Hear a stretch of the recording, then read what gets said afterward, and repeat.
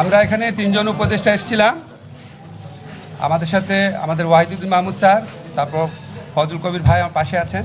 আমি এসেছি, আর উপদেষ্টা আসতে পারেন। এখন সকালবেলা আমরা তিনজন এসেছি। আমরা মূলত আসছি কালকে যে আমাদের ছাত্রদের উপর, সমন্বয়কদের উপর, বিশেষ করে হাসনাদের উপর যে বর্বর হামলা হয়েছে তাদেরকে দেখতে এসেছি, তাদের চিকিৎসার ব্যাপারে খোঁজ দিতে এসেছি। এখানে সাধারণ মানুষকেও গুরুতরভাবে আঘাত করা হয়েছে, দুইজনকে আপনার অপারেশন করার প্রয়োজন হচ্ছে। হাসনাতের অবস্থা এখন মোটামুটি ভালো আছে, আরও 48 আওয়ার্স আপনার অবজারভেশন রাখতে হবে। আমরা খুবই ব্যথিত এই ঘটনা দেখে। আমরা মনে করি কালকে আনসার বাহিনীর ছদ্মাবরণে যারা এসেছিল, কোনো দাবি আদায়ের এজেন্ডা তাদের ছিল না। দাবি আদায়ের এজেন্ডা হয় আলাপ আলোচনার মধ্যে দিয়ে। তারা বারবার আলাপ আলোচনা করে সম্মত হয়ে ফিরে গেছে এবং বারবার আমাদেরকে ঘিরে রেখেছে। তারা লাঠি তাদের স্টকে ছিল এবং আপনারা দেখছেন তারা কি মারমুখীভাবে ছাত্রদের উপর, যেই ছাত্ররা স্বৈরাচারের পতন ঘটিয়েছে, যারা আমাদের স্বপ্ন এবং আমাদের ভবিষ্যতের প্রতিভূ হিসাবে যাদের দেখি, তাদেরকে রাস্তায় ফেলে কি নির্মমভাবে মেরেছে। এবং আপনারা তাদের যুদ্ধংদেহী মনোভাব দেখেছেন। তাদের দাবি ছিল এক্ষুনি রাত 10টার সময় প্রজ্ঞাপন করে তাদেরকে জাতীয়করণ করা হবে।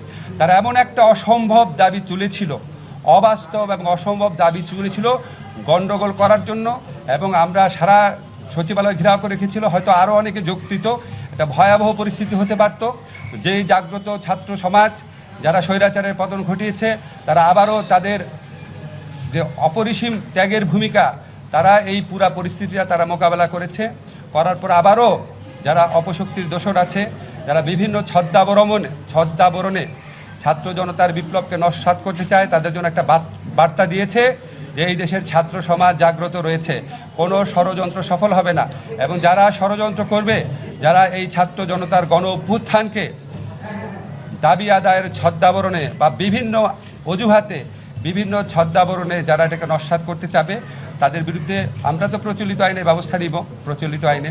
এছাড়া ছাত্র সমাজ যারা আছে তারা জাগ্রত আছে। এই ছাত্র সমাজকে পরাজিত করা এবং তাদেরকে বিভ্রান্ত করা যাবে না, এই মেসেজ দিতে চাই।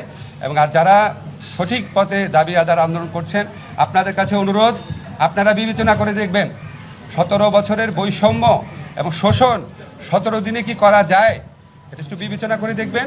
ধৈর্য ধরেন, নিয়মতান্ত্রিক পন্থায় দাবি জানা। আমরা জনগণের পক্ষ থেকে এসেছি, আমরা কোনো দলের প্রতিনিধি না। অবশ্যই আমরা সবার স্বার্থ নিশ্চিত হয় এমনভাবে সমাধান দেওয়ার চেষ্টা করব।